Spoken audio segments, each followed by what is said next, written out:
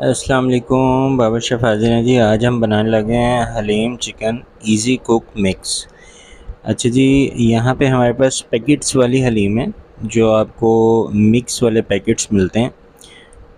Packets 400 ग्राम का भी होता है और इससे छोटे भी होते हैं, लेकिन वो लोकल्स होते हैं। जो अच्छी कंपनी के हैं वो 400 ग्राम के होते हैं।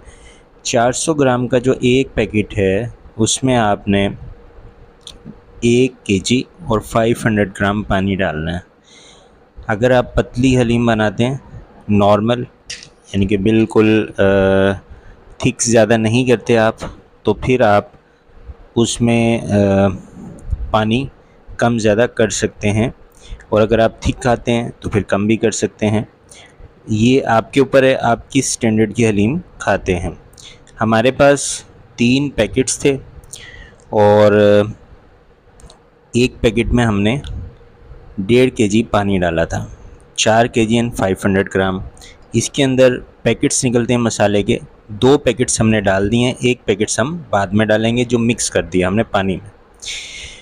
प्याज हमने यहाँ पे काट लेने हैं जी, 1 केजी, और आयल हम इसमें यूज़ करेंगे टोटल 1 केजी एंड 200 ग्राम। सब्ज़ मिर्च हम 20 अदद यहाँ पे ऐड कर रहे हैं। प्याज हमारे ब्राउन हो जाएं, ऑयल हमने ऐड कर दिया था, उसके साथ ही हमने हरी मिर्च ऐड कर दी है, और सब्ज़ मिर्च भी हमारी ऐड हो चुकी है। ये हम जो क्विक हलीम बना रहे होते हैं, ये उसकी रेसिपी है। साथ साथ हमने अदरक, लहसुन और सब्ज़ मिर्च 4 टेबलस्पून ऐड कर दिए हैं।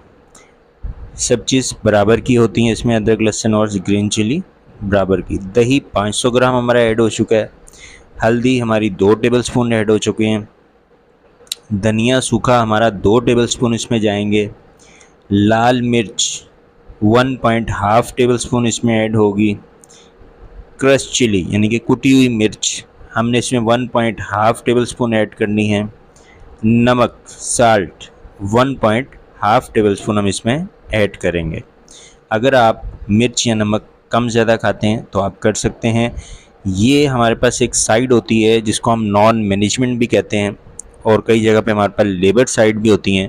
ये जो फ्लेवर हम बना रहे हैं, इसका टेस्ट बना रहे हैं, इसको हम लोकल हलीम भी कह सकते हैं और लोकल फ्लेवर या टेस्ट भी कह सकते हैं। कुछ लोग हरी मिर्च ग्राइंड करके डालते हैं और उसका भी फ्लेवर बहुत ही टू मच आता है। ये हमारा नमक भी ऐड हो चुका है, जो मैं आपको बता चुका हूँ। चिकन 2 केजी बॉयल कर लिया था हमने, उसका आपने रेशा कर लेना है।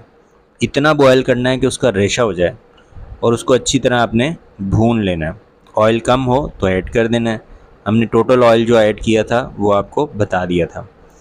3 डब्बे थे हमारे पास क्विक हलीम के, जो हमारे पास शान के थे, और 3 उसमें से पैकेट्स होते हैं मसाले के, वो भी हमने ऐड कर दिए हैं। ये देखें, ये पैकेट्स लोकल होते हैं और ये पैकेट्स होता है हलीम का, जिसके अंदर पैकेट्स होते हैं मसाले के, वो भी हमने ऐड कर दिए हैं। क्विक हलीम होती है ये हम 15 से 20 मिनट में रेडी कर देते हैं।